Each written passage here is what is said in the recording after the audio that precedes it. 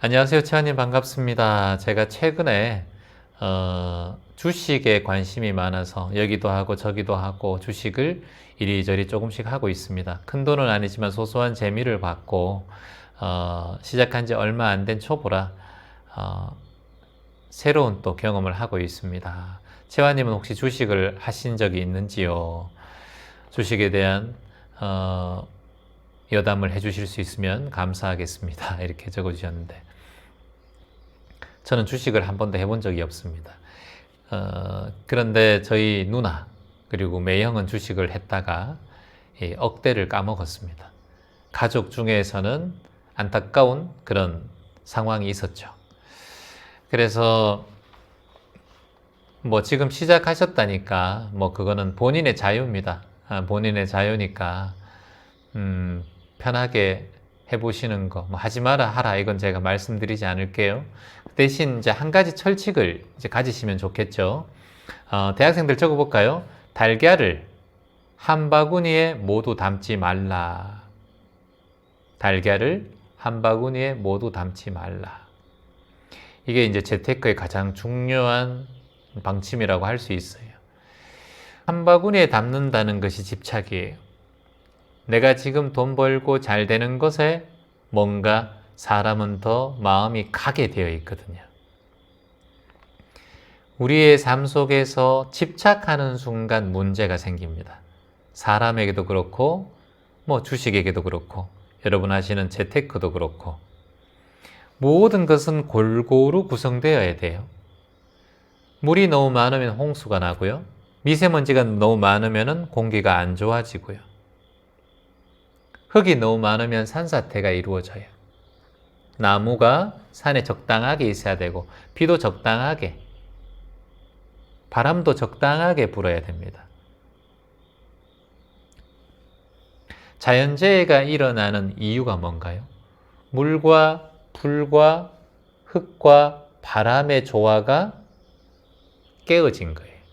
이게 자연재해가 일어나는 시작이라고 볼 수 있습니다. 대학생 적어볼까요? 소크라테스는 이 지구상, 이 존재하는 모든 물질들이 네 가지로 구성된다고 말했습니다.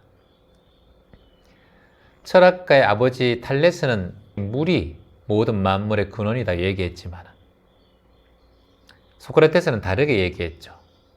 뭐다? 흙, 물, 불, 바람. 소크라테스는 이 4대 원소로 이 세상은 구성된다고 얘기했어요. 똑같이 인도에서는 고타마 시타르타라는 분이 지, 수, 화, 풍이 세상에 구성되는 근본이라고 얘기했어요. 지가 뭐예요? 땅, 흙을 얘기합니다. 수는 뭐예요? 물을 얘기해요. 화는 뭐예요? 불을 얘기하고 그리고 풍은 뭐예요? 공기, 바람을 얘기하는 거예요. 그래서 시대는 다르지만 서양과 동양에서 두 서민이 같이 함께 주장한 게 바로 지수화풍이에요. 이게 골고루 균형적으로 맞춰져야 우리의 몸도 건강해요. 여러분 몸도 지수화풍으로 이루어져 있어요. 여러분의 몸도 지대로 이루어져 있고 수대로 이루어져 있고 풍대로 이루어져 있고 화대로 이루어져 있어요. 지대는 뭔가요? 뼈와 피부, 근육들을 지대라고 하고 수대는 인간의 혈액과 침, 물을 얘기합니다. 화대는 뭐냐? 우리의 심장이 뜨거운 온도를 얘기하고 풍대는 뭐냐? 우리가 숨 쉬는 호흡을 얘기해요. 그래서 우리의 몸도 그렇게 이루어져 있고 여기 여러분들이 보고 있는 이 만물 모든 것이 지수화풍으로 이루어져 있다. 이것이 균형을 맞추어야 건강한 삶을 살 수 있어요. 근육이 너무 많으면 그것도 문제예요. 뼈가 너무 약하면 그것도 문제예요. 혈액이 잘 흘러야 되는데 혈액이 잘 흐르지 않으면 수대가 안 좋으면 문제가 돼요. 화대는 뭐예요, 여러분? 내 몸의 온도가 자꾸 저체온증이 되면 문제가 돼요. 너무 올라도 고열로 가도 문제가 돼요. 그러면 풍대는 뭐예요? 내 호흡이 너무 짧던가 내가 숨이 잘 안 쉬어지면 그것 또한 문제가 돼요. 제일 중요한 게 어찌 보면 풍대라고 할 수 있어요. 호흡이라는 거예요. 그래서 우리가 호흡 명상을 자꾸 하는 거예요. 호흡이 안 되면 우리는 죽기 때문에 피가 조금 적어도 또는 뼈가 약간 부러져도 근육이 약간 소실돼도 체온이 약간 떨어지고 체온이 약간 올라가도 빠르게 병원이나 치유할 수 있는데 이 풍대는 호흡은 안 되면 바로 죽어요. 3분만 호흡을 못 쉬면 바로 뇌사 상태로 들어갑니다. 그래서 제가 생각하기에는 그래요. 2600년 전부터 왜 붓다께서 아나빠나사티, 들숨, 날숨, 알아차림, 안반수위를 왜 반복했는가? 들숨, 날숨, 지켜라. 호흡을 지켜나가는 거. 왜 지켜야 되는가? 고타마 시타르타가 35년 동안 왜 이 호흡을 집중했는가? 호흡이 가장 중요하기 때문이라는 거예요. 이 모든 것은 균형이 필요하다. 지수화풍의 균형이 필요하다. 그래서 어떠한 일을 하든 여러분들이 재테크를 하든 사업을 하시든 간에 모든 것들은 균형이 잡혀야 돼요. 하나가 너무 치켜 올라가든가 하나는 떨어지면 이게 문제가 돼요. 균형이 잡힌 것이 오래 갑니다. 대기업 주식을 사는 이유가 뭐예요? 장기 투자하는 이유가 뭐예요? 그건 큰 폭으로 움직이지 않고 균형이 잡혀 있기 때문에 손해를 봐도 크게 보지 않고 이득을 봐도 오래 시간이 지나면 이득을 보는 그런 시스템이기 때문에 그런 대기업의 주식을 사게 되는 거예요. 왜냐? 균형이 잡혀 있기 때문에. 상한가, 하한가 이런 걸 치지 않고 그냥 균형 잡고 시간이 해결해 주기 때문에.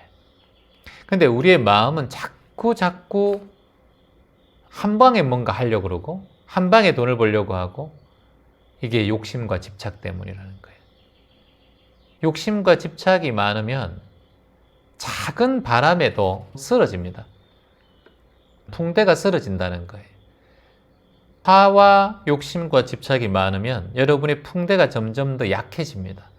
호흡이 약해져요. 그래서 건강에 좋지 않은 영향을 끼칠 수가 있어요. 여러분 적어볼까요?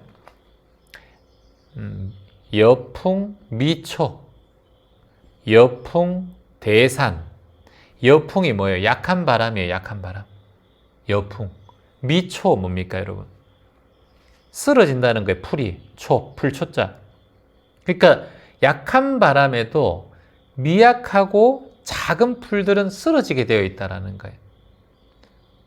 하지만 아무리 강한 바람이라도 어떤 바람이라도 대산, 큰 산은 쓰러뜨리지 못한다는 거예요. 이게 뭐냐? 기본기예요.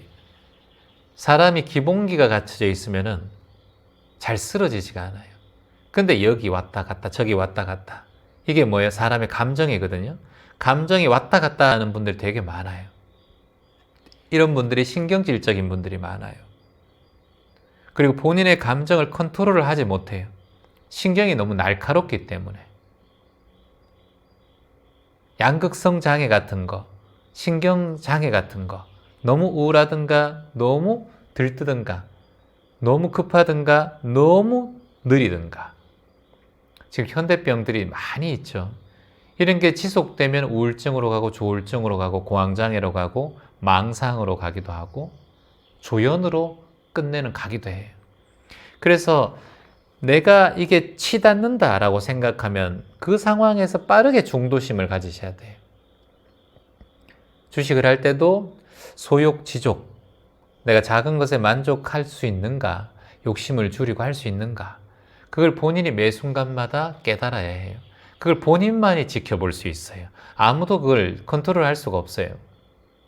왜냐, 모든 삶은 자신이 보는 눈에만 그렇게 보이기 때문에. 저는 돈을 싸다 줘도 저한테 주식하라 그러면 주식 안 해요. 돈을 싸다 줘도 저보고 강원도 가라면 강원도 안 가겠죠.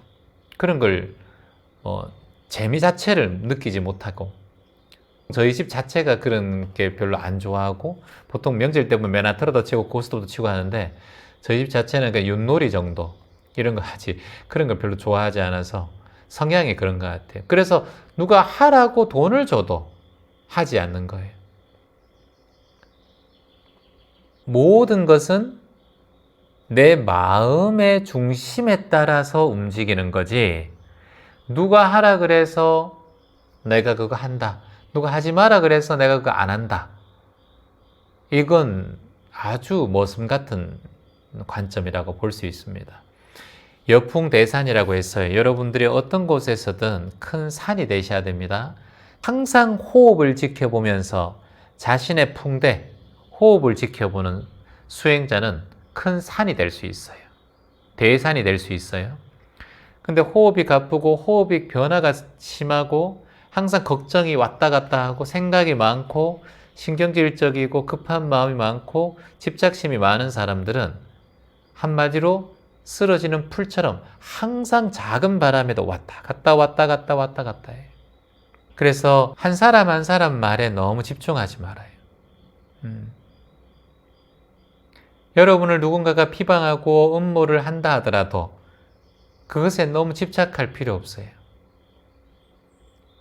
예전에 한나라 초기에 말이에요, 여러분. 직불의라는 사람이 있었어요. 이 사람이 어사로 승진을 하게 됩니다. 직불의가 너무 빠르게 성장을 하고 똑똑해서 커지니까 주변에 어떻게 했어요? 셈을 내는 사람, 비방을 하는 사람이 너무 많아져요. 가까운 친구조차도 직불의를 비방하고 음모하고 허위사실을 자꾸 퍼뜨리는 거예요. 왜냐? 너무 드러나 버린 거예요. 송곳을 주머니에 넣으면 송곳이 삐져나와요? 안 삐져나와요? 삐져나오지요. 그러니까 그 삐져나오는 게 보이니까 주변의 사람들 얼마나 미워하겠어요? 여러분, 귀점 명상 얼마나 미워하는지 아세요, 여러분? 사람들 말도 마세요. 귀점 명상을 미워하는 사람들이 너무 많습니다. 비방하고 음모를 꾸미고 저한테 대한 테러를 가하는 사람이 너무 많아요. 희생과 원망 그리고 비방하는 사람들이 많습니다. 주변에 제가 여러 소리를 많이 듣고 있어요. 이 자리가 한마디로 송곳을 주머니에 넣어도 계속 삐져나오는 자리예요. 얘기하다가 이제 잠시 놓쳤는데, 직불의가 의사로 승진을 하고 인기도 많아지고 유명해지자 주변의 관리들이 다 비방을 하고 음모를 꾸미기 시작해요. 셈이 나는 거예요, 자꾸. 잘 되니까 셈이 나는 거예요. 셈이 나니까 음모를 꾸밉니다. 어떤 음모를 꾸미냐 하면은 소문을 내요. 허위사실을 유포시켜요. 어떤 허위사실을 유포시키냐 하면은, 너 들었니? 야, 직불의가 자기 형수와 간통을 했대. 이렇게 소문을 냅니다. 형수와 간통을 했다라는, 가장 귀 쫑긋하게 만드는 게 성적인 거거든요. 그러니까 바르고 유명하고 어진 사람한테 가장 치명적인 게 성적인 거예요. 손을 잡았는데 어디 잡았니? 추행했니? 이런 얘기들을 가장 많이 해요. 그게 가장 치명적이게 만들 수 있는 방법이라는 걸 알기 때문에. 그래서 주변의 관료들이 이런 소문을 허위사실로 음모를 꾸밉니다. 주변에 소문을 다 내요. 야, 듣지 않으니까 직불의가 자기 형수하고 간통을 했대. 야, 이게 말이나 돼? 그렇게 어질고 존경받는 어사가 됐는데, 이렇게 얘기합니다. 근데 이 얘기가 조금씩 퍼지다가 결국은 전혀 모르고 있던 직불의의 귀에까지 들어가게 됩니다. 자, 그때 직불의가 어떻게 했을까요, 여러분? 직불의가 이렇게 생각합니다. 자기 혼자 생각해요. 이 참 이상한 일이네. 참 이상한 일이야. 내게는 형님이 없는데 어떻게 형수가 있단 말인가? 없는 형수가 어떻게 간통을 해? 이렇게 혼자 중얼중얼 거렸어요. 근데 단 한 번도 거기에 대해서 아니다, 나는 형수가 없다, 이런 얘기를 하지 않았어요. 이걸 중상모략이라고 해요. 중상모략. 그래서 아무 관심을 두지 않았다고 해요, 직불의는. 그러자 그 소문이 어느 정도 시간이 지나자 연기처럼 사라졌다. 근데 1, 2년 동안은 손가락질 받고 주변에 좋은 사람들 다 옆에 빠져요. 진실로 의리 있고 이 소문을 믿지 않는 사람만 남고 주변에 그 중상모략에 빠진 사람들 다 나가요. 다 빠져요, 여러분.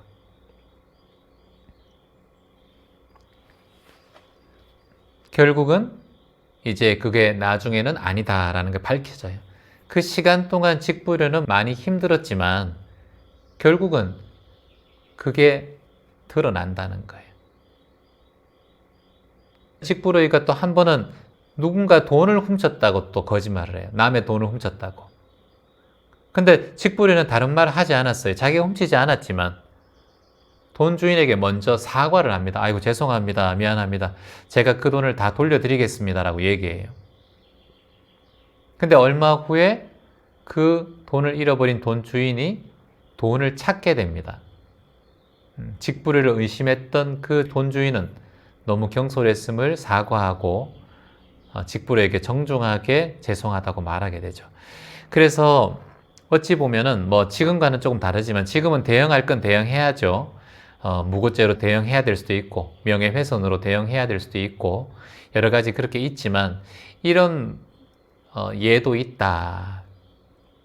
그래서 우리가 매 순간마다 근거 없는 중상모략이라면 이제 무대응하되 그것이 지나치다면은 그 또한 법적 대응을 해야겠지만 무방비가 무대응이 가장 좋은 책략일 수 있어요.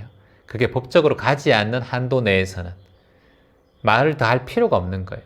근데 그쪽에서 뭔가 일어나고 소송이 일어나고 그렇게 하면 여러분들은 반드시 대응을 하셔야 돼요. 그냥 가만히 있으면 요즘은 이제 호구로 아니까. 그래서 이런 예전에도 이런 일은 발생했고 붓다도 이런 일이 발생을 했어요. 주변에 모략하고 비방하고 음모를 꾸미는 사람이 너무 많았고 심지어 살인 계획까지 다 내렸고 소크라테스는 결국은 그 모략에 독배를 마시고 죽게 되고 노자는 거기에 회의를 느끼고 깊은 산속으로 들어가게 되고 공자는 춘추전국시대에 거기에 회의를 느끼고 그냥 떠돌이 삼아 춘추전국시대를 살아가게 되죠. 이처럼 높이 올라가면 올라갈수록 음모를 꾸미고 비방하는 사람이 더 많아진다. 그래서 쉽지 않은 그런 삶입니다. 매 순간마다 내가 올라갈 때는 나를 더 돌아보고 자신이 있는 자리에서 세상을 향한 나눔과 봉사, 수행정진을 꾸준히 해나가야 남을 사람은 남는다. 여러분께서도 저에 대해서 어떤 얘기를 들으시든지 가실 분은 언제든지 가셔도 좋습니다. 하지만 시간을 두고 지켜보실 분들은 지켜보시면 돼요. 그건 여러분의 선택이에요. 얼마나 자유롭습니까? 여기는 유튜브니까 그냥 구독 안 하면 끝이에요. 관심 없음 누르면 안 나타나요. 자꾸 체환 나타나서 힘들다 그러면 영상에서 관심 없음 있거든요. 구독 취소하시고 관심 없음 딱 누르면 제가 더 이상 안 나타날 거예요. 그래서 저에게도 그런 마음을 가지고 계신 분이 나중에 나타날 수도 있고 그리고 저에 대해서 그런 뭐 허위 사실을 듣고 그런 얘기를 들었다면 나중에 여러분들이 결정하셔서 선택하시면 돼요. 그러면 여러분의 결정대로 살아가시면 되고 저는 항상 이 자리에서 여러분과 이렇게 수행정진하는 존재로 있을 거니까 뭐 한 명이 있든 두 명이 있든 제 운명인데 수행정진 열심히 해야죠. 제 이생의 나봉수, 나눔과 봉사 수행정진을 계속하기로 마음을 먹었고 그러니까 꾸준하게 부지런히 정진해 나가겠습니다. 함께 살아주신 모든 분들 힘든 세상 함께 살아주셔서 감사합니다. 앞으로도 함께 살아가기를 희망해 보겠습니다.